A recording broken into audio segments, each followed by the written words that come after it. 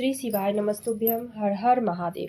दोस्तों, हमारे इस चैनल पर गुरुजी पंडित प्रदीप मिश्रा जी द्वारा बताए हुए उपाय बताए जाते हैं, जो कि अभी आप लोगों को पता ही होगा। राजस्थान में कथा चल रही है। ये 7 दिवसीय कथा चलने वाली है। कल तीसरे दिन की कथा थी, जो कि कथा बीच में ही रुकी थी। कथा बीच में रोक दी गई थी आंधी तूफान आने के कारण, और कथा मंच पर से ही घोषणा कर दी गई थी कि आगे की कथा नहीं की जाएगी। कथा का समापन तीसरे दिन में ही किया जा रहा है। और उसके बाद गुरुजी अपने चैनल पर आकर के खुद बताए कि नहीं, कथा आगे की जारी रहेगी। 7 दिवसीय कथा है, तो 7 दिन की कथा पूरी की जाएगी। तो आज के कथा में गुरुजी कल सोमवार की अष्टमी के बारे में उपाय बताए हैं, तो जो कि वर्ष में कुछ ही सोमवार की अष्टमी आती है। तो बैसाख का है सोमवार का अष्टमी। कल सोमवार है, बैसाख के सोमवार की अष्टमी है।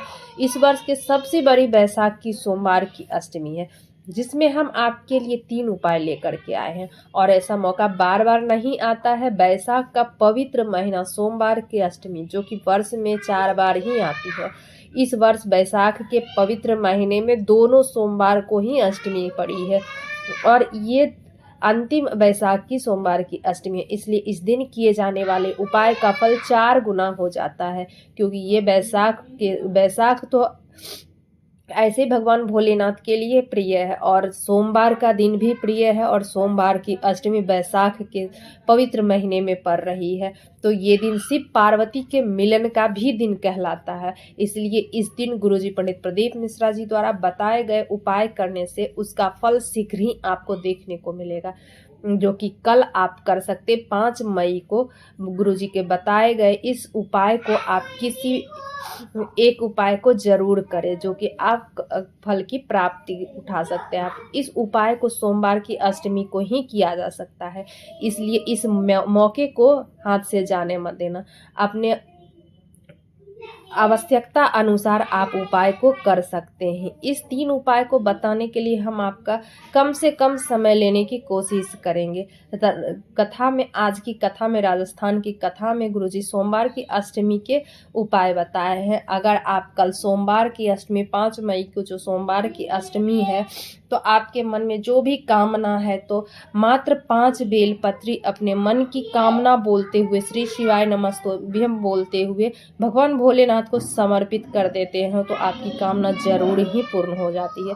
यदि बार बार, अब अगला उपाय जो दिया, बार बार कोई घटना आपके घर में हो रही है, बार बार किसी का मृत्यु हो रहा है, किसी का एक्सीडेंट बार बार हो रहा है, चोट लगते जा रही है बार बार, तो आप इस उपाय को अवश्य करें कि घृणेश्वर महादेव का स्मरण करके इस उपाय को करना है। कलश के ऊपर कलश रख के, आपका उपाय ध्यान से अच्छे से सुन लेंगे।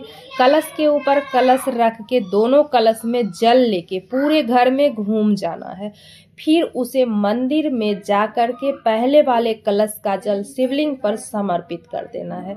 जब आप जल समर्पित करें तो घृणेश्वर महादेव का स्मरण करते हुए करें। फिर दूसरे कलश का भी जल आपको समर्पित कर देना है घृणेश्वर महादेव के नाम से। ये उपाय को आप मात्र सोमवार की अष्टमी को ही कर सकते हैं। अगर आपके घर में बार बार कोई घटना हो रहा है, एक्सीडेंट हो रहा है, तो आप इस उपाय को अवश्य करें। बढ़ते हैं अब तीसरी जानकारी को। अगर आपको लग रहा है कि जीवन में बहुत कष्ट चल रहा है, जीवन में बहुत ही कष्ट में ज़िंदगी चल रही है, एक समस्या गई तो दूसरी समस्या आ जा रही है, पैसा नहीं आ रहा है, तो आप सोमवार की अष्टमी को ये उपाय करना है। बेलपत्री की बीच वाली पत्ती में पीला चंदन लगा देना, बीच वाली पत्ती पर पीला चंदन लगा देना है। बाकी की 2 पत्ती में लाल चंदन लगा देना है। बीच वाली पत्ती पर ध्यान रहे, आपको पीला चंदन लगाना है। बाकी 2 पत्ती जो बच जाती है उस पर लाल चंदन लगा देना है।